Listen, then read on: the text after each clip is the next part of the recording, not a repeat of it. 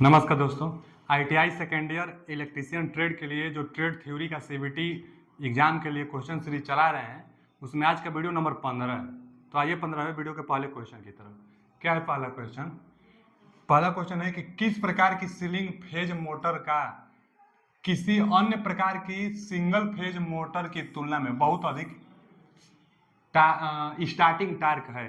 तो देखिए, starting torque three phase में और चाहे डीसी जनरेटर में भी हम बताते थे कि जो डीसी सीरीज मोटर होता है उसका स्टार्टिंग टार्क ज्यादा है, और जो यूनिवर्सल मोटर होता है ना, यह सीरीज मोटर की तरह ही काम करता है। सीरीज मोटर के तरह ही काम करता है। यूनिवर्सल मोटर एसी डीसी दोनों पर काम भी करता है और सीरीज मोटर की तरह बिहेवियर दर्शाएगा। तो सीरीज मोटर का स्टार्टिंग टार्क ज्यादा, इसलिए यूनिवर्सल मोटर का भी स्टार्टिंग टार्क ज्यादा। यूनिवर्सल मोटर का कहाँ प्रयोग होता था? तो जो मिक्सचर शब्द आता था फूड मिक्सचर में, तो यूनिवर्सल मोटर का प्रयोग फूड मिक्सचर में। स्टार्टिंग टार्क इसका ज्यादा होता था, स्पीड ज्यादा होती थी। तो universal motor DC series motor की तरह बिहेवियर भी करता है और स्टार्टिंग टार्क हाई भी होती है। आते हैं अगले क्वेश्चन की तरफ। संधारित्र को एकल काला अस्थाई संधारित्र मोटर में कहाँ जोड़ा जाता है? मतलब पूछ रहा है ना कि capacitor is connected in a single phase permanent capacitor motor. Permanent capacitor motor में जो कैपेसिटर होता है कहाँ जुड़ा रहता है? ये तो सीलिंग फैन में परमानेंट कैपेसिटर, टुल्लू पंप में जो होता है परमानेंट कैपेसिटर, टेबल जो फैन होता है परमानेंट कैपेसिटर वाला इंडक्शन मोटर का प्रयोग किया जाता है। तो जो परमानेंट कैपेसिटर होता है वो कहाँ जुड़ता है? तो जो स्टार्टिंग वाइंडिंग होती है उसी के साथ सीरीज में जुड़ता है। तो पढ़ लेते हैं, in series with starting winding. ठीक है, यही ऑप्शन मिल गया। स्टार्टिंग वाइंडिंग जो होता है ना, उसी के साथ सीरीज में कैपेसिटर जोड़ा जाता है। तो वही पूछा था कैपेसिटर कहाँ जोड़ा जाता है? तो स्टार्टिंग वाइंडिंग के सीरीज में जोड़ा जाता है कैपेसिटर। आते हैं अगले क्वेश्चन की तरफ। जो अगला क्वेश्चन है, टेबल पंखे में किस प्रकार के मोटर का प्रयोग किया जाता है? तो परमानेंट कैपेसिटर मोटर। अभी तो जस्ट बताए ना कि जो टुल्लू पंप होता है, सीलिंग फैन होता है, टेबल फैन होता है, इन सब में परमानेंट कैपेसिटर मोटर का प्रयोग किया जाता है। तो क्या ऑप्शन हो जाएगा? D option, permanent capacitor motor. आते हैं अगले क्वेश्चन की तरफ। जो अगला क्वेश्चन है, एकल कला मोटर, सिंगल फेज मोटर हम लोग पढ़ ही रहे हैं तो बार बार कह रहा है सिंगल फेज मोटर कि रिवाइंडिंग में कुंडलन समूह कनेक्शन गलत तरीकों से जुड़ा हुआ है तो क्या प्रभाव होगा? जब गलती जोड़ देंगे तो मोटर स्टार्ट नहीं होगा। जब जैसे जो बाइंडिंग उसमें की जाती है ना, बहुत बहुत सारा बाइंडिंग होता है। तो जो बाइंडिंग हम लोग मान लीजिए ऐसे होता है, तो ये बाइंडिंग करते हैं। अब ये तो एक एक टर्न हुआ ना, एक टर्न हुआ, ऐसे ही बहुत सारा टर्न होता है। तो इन बाइंडिंगों का जो टर्न है, इनमें धारा एक नियत दिशा में फ्लो होनी चाहिए जिससे कि टार्क उत्पन्न हो सके। अगर बाइंडिंग का आप कनेक्शन गलत कर देंगे तो टार्के नहीं बन पाएगा, तो रोटेट कैसे करेगा? तो वही बाइंडिंग में कुंडलन समूह में कनेक्शन गलत तरीके से अगर जुड़ जाए, बाइंडिंग का कनेक्शन गलत तरीके से जुड़ जाए तो मोटर स्टार्ट नहीं होगा। Motor will not run, motor start नहीं होगा अगर बाइंडिंग का कनेक्शन गलत कर देंगे तो। आते हैं अगले क्वेश्चन में। देखिए, ये पिक्चर पहले रिपल्सन मोटर का है। रिपल्सन मोटर का डायग्राम पहचानने के लिए सबसे आसान तरीका कि देखिए, ये तो फील्ड बाइंडिंग है, फील्ड बाइंडिंग आपस में सीरीज में वो जुड़ी ही रहती है फील्ड बाइंडिंग। लेकिन जो रोटर होता है ना, रोटर पर भी बाइंडिंग होती है और रोटर के जो बाइंडिंग होती है उसको आपस में शॉर्ट सर्किट कर दिया जाता है। देखिए, ये ब्रूस लगाकर और यहां से यहां तक शॉर्ट सर्किट कर दिया गया है। तो कार्बन ब्रूस की सहायता से क्या कर दी जाती है? शॉर्ट सर्किट कर जाती है, रोटर बाइंडिंगवा को आपस में शॉर्ट सर्किट कर दी जाती है। जैसे नहीं था स्क्वायरल केज वाला इंड रिंग लगाकर शॉर्ट सर्किट किया जाता था, वैसे ही कार्बन ब्रूस लगाकर रोटर को शॉर्ट सर्किट कर दी जाती है। तो रिपल्सन मोटर का पहचान है। अब दूसरा बात ये कि इसके डायरेक्शन की दिशा इसी कार्बन ब्रूस के अनुसार चेंज की जाती है। इस कार्बन ब्रूस को अगर इधर कर देंगे तो इधर रोटेट कराने लगती है, और इस कार्बन ब्रूस को अगर एक्सिस से इधर कर देंगे तो इधर का रोटेट होने लगती है। मतलब इधर है तो इधर का रोटेट, इधर है तो इधर का रोटेट कर लेते हैं। यानी कार्बन ब्रूस की अक्ष को आप इधर उधर किया जा सकता है, बाहर से होती है व्यवस्था, नट को स्क्रू कर और कार्बन ब्रूस के जो अक्ष होती है उसको आप इधर उधर कर सकते हैं, और इधर उधर करने से डायरेक्शन चेंज हो जाती है। तो वही पूछा है कि प्रतिकर्षण मतलब वही repulsion, repulsion motor. If the magnetic axis shifted to another side, वही तो बात बोल दिया कि मैग्नेटिक फील्ड की जो एक्सिस है, देखिए ना रिपल्सन मोटर में, इफ यदि magnetic axis shifted to another side, magnetic axis को अगर अदर साइड शिफ्ट किया जाए तो क्या होगा? तो डायरेक्शन चेंज हो जाएगा। Magnetic axis shifted another side shift करेंगे तो डायरेक्शन चेंज हो जाएगा। तो direction of rotating will change. ठीक है, yes, A option is right answer, direction change हो जाएगा। मैग्नेटिक अक्ष को, चाहे कार्बन ब्रूस के अक्ष को इधर उधर शिफ्ट करेंगे तो डायरेक्शन चेंज हो जाएगा। अगला, मोटर शुरू कर होने के बाद अपकेंद्री स्विच को डिस्कनेक्ट नहीं किया जाए तो क्या प्रभाव पड़ेगा भैया, एक अपकेंद्री स्विच स्टार्टिंग वाइंडिंग में लगा होता है, और अपकेंद्री स्विच मतलब सेंट्रीफ्यूगल स्विच, अगर सेंट्रीफ्यूगल स्विच बाइंडिंग से न हटे, ये बोल रहा है ना कि मोटर शुरू होने के बाद अपकेंद्री स्विच डिस्कनेक्ट नहीं किया जाए, अच्छा सेंट्रीफ्यूगल फोर्स लगता है और वह थोड़ा उठ जाता है जिससे ओपन हो जाता है, अगर ओपन ना हो, सेंट्रीफ्यूगल स्विच ओपन ना हो तो क्या होगा, तो फिर क्या होगा, स्टार्टिंग वाइंडिंग होता है तो स्टार्टिंग वाइंडिंग जल जाएगी, अगर ओपन नहीं होगा तो स्टार्टिंग वाइंडिंग जल जाएगी। क्यों जलेगी, तो क्योंकि जो स्टार्टिंग वाइंडिंग होता है उसका रेजिस्टेंस ज्यादा होता है, तो करंट वोल्टेज ड्रॉप ज्यादा करके हीट होगी तो फिर जल जाएगी। तो वही पूछा है कि मोटर विल रन नॉर्मली, तो ये तो गलत है, मोटर विल स्टॉप इमीडिएटली, तो क्या पूछा है कि डिस्कनेक्ट नहीं किया जाए तो क्या होगा, तो जलेगा, तो ये भी गलत है। Starting winding will burn out, ये सही है, स्टार्टिंग वाइंडिंग जल जाएगा क्योंकि स्टार्टिंग वाइंडिंग में जुड़ा रहता है, तो स्टार्टिंग वाइंडिंग जल जाएगा, c option is right answer. Centrifugal switch नहीं ओपन होगा तो स्टार्टिंग वाइंडिंग जल जाएगी। अगला फिर आ गया रिपल्सन मोटर, प्रतिकर्षण मोटर मतलब repulsion motor is to be reversed क्या डायरेक्शन, पूछा है एकदम वही सवाल कि रिपल्सन मोटर में डायरेक्शन को कैसे चेंज किया जाता है, तो कार्बन ब्रूस के एक्सिस को चेंज करके। डायरेक्शन कैसे चेंज होता है रिपल्सन मोटर में, तो bye shifting the Bruce axis, ठीक है, ए ऑप्शन इज राइट आंसर।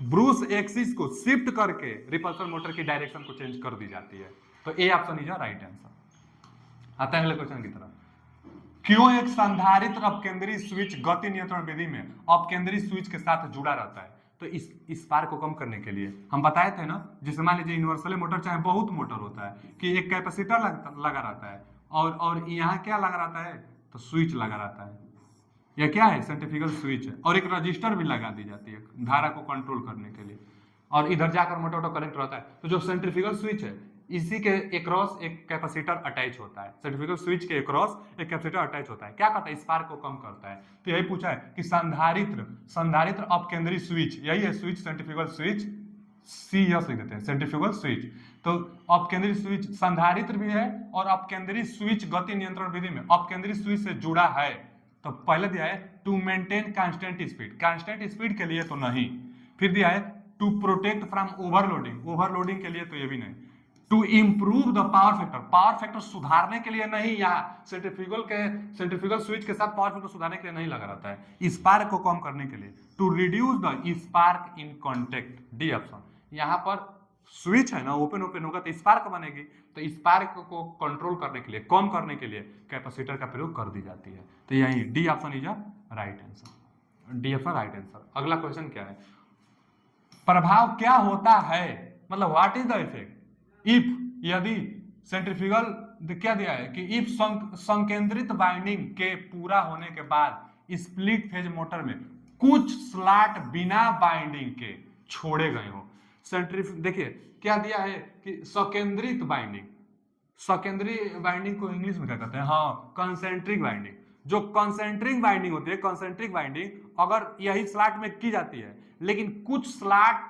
अगर बाइंडिंग से मतलब बच जाती है, कुछ स्लॉट बाइंडिंग नहीं की जाती है, तो क्या होगा, तो रन करता रहेगा, अगर ज्यादा स्लॉट बच जाएगा तब टार्क नहीं बना पाएगा, तब रोटेट नहीं कर पाएगा, लेकिन केवल कुछ स्लॉट बच गया है, कुछ स्लॉट को बाइंडिंग नहीं की जाती है, तो मोटर अपने गति पर उछलती रहेगी, जैसे सीलिंग व्हीलिंग फैन होता है, हाँ बाइंडिंग होता है सीलिंग फैन में, तो क्या होता है कंसेंट्रिक बाइंडिंग, तो मोटर वर्क नॉर्मली तो हाँ सामान्य रूप से काम करता रहेगा, अब गति में कमी, टार्क में कमी, बहुत तेज गति से, तो ये सब कुछ नहीं होगा, क्यों, क्योंकि बोला है कि कुछ स्लॉट बिना बाइंडिंग के छोड़े गए हैं, केवल कुछ स्लॉट बिना बाइंडिंग के छोड़े गए हैं, तो अपना उसी तरह से काम वो करता रहेगा, तो सामान्य रूप से काम करता रहेगा, कुछ स्लॉट छोड़ देंगे तब, ज्यादा छोड़ देंगे तब नहीं रन करेगा। अगला क्या है, इन्वर्सन मोटर की गति नियंत्रण के अपकेंद्री स्विच विधि में रेडियो इंटरफेरेंस मतलब व्यतिकरण को कैसे दबाया जा सकता है, मतलब कम किया जा सकता है। देखिए how the radio interference can be, क्या दिया है कि suppressed in centrifugal switch method of speed control universal motor, तो क्या हुआ है ना कि जैसे वही सेंट्रीफ्यूगल जो स्विच है हम लोग के पास, और इसी के एक रस क्या जोड़ देते हैं कैपेसिटर, एक रजिस्टर भी ऐड कर देते हैं, तो सेंट्रीफ्यूगल जो स्विच होता है, इसी के एक रस एक कैपेसिटर अटैच कर देते हैं, तो क्या पूछा है, यूनिवर्सल मोटर ना, आगे यूनिवर्सल मोटर लगा रहता है और कैपेसिटर अटैच कर देते हैं। तो यूनिवर्सल मोटर की गति नियंत्रण के लिए अपकेंद्रीय स्विच विधि में रेडियो व्यतिकरण को दबाव को मतलब कैसे कम किया जा सकता है, रेडियो व्यतिकरण को कैसे कम किया जा सकता है, वही इंटरफेरेंस को कैसे कम किया जा सकता है। तो क्या दिया है पहला कि बाई कनेक्टिंग कैपेसिटर एक सेंट्रीफ्यूगल स्विच, ठीक है, पहला ही ऑप्शन सही है। वही कैपेसिटर इसीलिए होता है कि रेडियो इंटरफेरेंस को कम किया जा सके, स्पार्क को कम किया जा सके, इसीलिए होता है कैपेसिटर। तो सेंट्रीफ्यूगल स्विच के साथ कैपेसिटर को अटैच करके, सेंट्रीफ्यूगल स्विच के साथ कैपेसिटर को अटैच करके रेडियो इंटरफेरेंस को कम किया जा सकता है। तो पहला ही ऑप्शन बोल रहे हैं कि by connecting the capacitor across centrifugal switch, इसलिए A option is right answer. बाकी पढ़ लेंगे, तो कभी सीरीज में बोल रहा है कनेक्ट करने को, कभी कंपनसेटिंग वाइंडिंग बोल रहा है, तो कभी connecting in induction motor series with the centrifugal switch, series ओरिज में नहीं, इसके पैरेलल में लगता है। तो A option is right answer. आते हैं अगले क्वेश्चन की तरफ। जो अगला क्वेश्चन है, एक आदर्श अल्टरनेटर में ईएमएफ फेज की गणना करने की, देखिए यहां से एक नया अध्याय अल्टरनेटर स्टार्ट हो गया। अल्टरनेटर 4-5 चैप्टर समाप्त हो गया, और यह जो सेमेस्टर 3 था, सेमेस्टर 3 में यह लास्ट चैप्टर है शायद, चाहे एक चैप्टर और होगा। तो अल्टरनेटर स्टार्ट हो रहा है आज से, अल्टरनेटर। तो पहला सवाल क्या है, एक आदर्श अल्टरनेटर में ईएमएफ फेज की गणना करने के लिए सूत्र का उपयोग करिए। देखिए जो ईएमएफ का फॉर्मूला होता है ना, ईएमएफ का फॉर्मूला, ये ईएमएफ पहले आता कैसे, तो एक आप फार्म फैक्टर जानते होंगे, हम बता देते हैं, बस थोड़ा सा 1 मिनट लगेगा, लेकिन नॉलेज ले लीजिए कि कभी भूले ना, और आगे बहुत सारा क्वेश्चन है तो सब बन जाएगा। देखिए form factor, FORM, form factor, RM है तो आरएमएस मान ऊपर, आरएमएस वैल्यू बटा में एवरेज वैल्यू, एवरेज वैल्यू। अब जो जो जो ईएमएफ होता है ना फेज, ये आरएमएस मान ही होता है, तो आरएमएस मान आपको निकालना है, आरएमएस वैल्यू आपको निकालना है, किसका, ई का, वो भी पर फेज के लिए। तो क्या होगा, फार्म फैक्टर कितना होता है साइनसोइडल के लिए, तो 1.11 गुण एवरेज वैल्यू, एवरेज वैल्यू। अब देखिए जो 1.11 है गुण जो एवरेज वैल्यू होता है ना, कितना होता है, तो 4 5F और क्या होता है, तो T होता है, 4 5FT, ये एवरेज वैल्यू होता है, इसको भी निकाला जाता है। तो अब ये तो एमसीक्यू सीरीज है, तो इतना होता है। अब इसमें गुणा कर दीजिए, तो 4.44 5FT, तो ऑप्शन देख लेते हैं, 4.44 5FT, 4.44 5FT, ठीक तो है, 5 दिया ही है यहाँ पे 5FT, तो D option is right answer. अब 2.22 अब 5FT दिया है, ये गलत है और ये तो होगा नहीं। अब एक और फॉर्मूला होता है, क्या होता है ना, यहाँ टी है, तो देखिए एक होता है जेड, जेड क्या है, टोटल कंडक्टर की संख्या। और आप एक बात जान लीजिए कि जो टी है यहाँ पे, टी टर्न है, टर्न, और जो टर्न होता है ना, एक टर्न में, एक इसको क्या कहेंगे, एक टर्न कहेंगे, यहां से गया, और इसको क्या कहेंगे, एक टर्न कहेंगे। तो एक टर्न में 2 कंडक्टर होता है, कहा कौन कंडक्टर, यहां से और यहां से और यहां से, तो इतना क्या हुआ, एक कंडक्टर हुआ, एक कंडक्टर ये और एक कंडक्टर ये अलग स्लॉट में, ये अलग स्लॉट में, तो 2 कंडक्टर से मिलकर एक टर्न होता है, ये क्या हुआ, एक टर्न होगा। तो टोटल कंडक्टर हमको निकालना होगा, तो जितना टर्न होगा, एक टर्न में 2 कंडक्टर, और टोटल कंडक्टर निकालने के लिए 2 से गुणा करते हैं इसमें, तो 2 से गुणा कर देंगे, तो 2T। तो जहां जेड मिलेगा ना वहां 2T। जैसे ये फॉर्मूला है ना, हम क्यों बता रहे हैं, जैसे ये फॉर्मूला है, इसको यहां ध्यान से देख लीजिए, ये क्या दिया है, ई बराबर दिया है 2.22, अब क्या दिया है, 2.22 5 दिया है, अब एफ दिया है, ये तो होना ही है, लेकिन यहाँ टी ना होकर जेड होता, तब सही होता। अब कैसे, तो देखिए जेड के जगह पर क्या लिख देंगे आप, 2T रख देंगे, जेड की जगह पर 2T रख देंगे, तो 2 का गुणा करेंगे तो 4.44, यहाँ 5FT आ जाएगा, माने ये वाला फॉर्मूला आ जाएगा, 4.44 और 5FT। तो ये फॉर्मूला, तो ये भी कई बार ट्रिक आपको लगवाएगा, 2.22 रहेगा तो जेड, 2.22 रहेगा तो जेड, और 4.44 रहेगा तो टी। जेड क्या है, टोटल कंडक्टर संख्या, टी क्या है, टर्न। तो आते हैं अगले क्वेश्चन की तरफ। यह हुआ आपका जवाब, क्योंकि इसमें से मारना था, तो टी दिया है तो 4.44, और जेड होता तब ये 2.22। आते हैं अगले क्वेश्चन की तरफ, ईएमएफ इक्वेशन था वो। अगला क्वेश्चन क्या है, अल्टरनेटर में प्रेरित ईएमएफ की दिशा यही जो ईएमएफ अभी उत्पन्न हुआ था। अल्टरनेटर में प्रेरित ईएमएफ की दिशा खोजने के लिए किस नियम का प्रयोग करते हैं? अल्टरनेटर एक जनरेटर है जो कि डीसी जनरेटर का विकसित रूप था। डीसी जनरेटर में बहुत सारी हानियां थी जिसको मॉडिफाई करके अल्टरनेटर बनाया गया था। लेकिन कुछ भी हो, जनरेटर में इंड्यूस ईएमएफ की दिशा निकालने के लिए हमेशा फ्लेमिंग के दाहिने हाथ का नियम, हम बताए थे ट्रिक कि जनरेटर को दाहिने हाथ से घुमाया जाता है, तो याद कर लीजिए कि दाहिने हाथ के नियम से।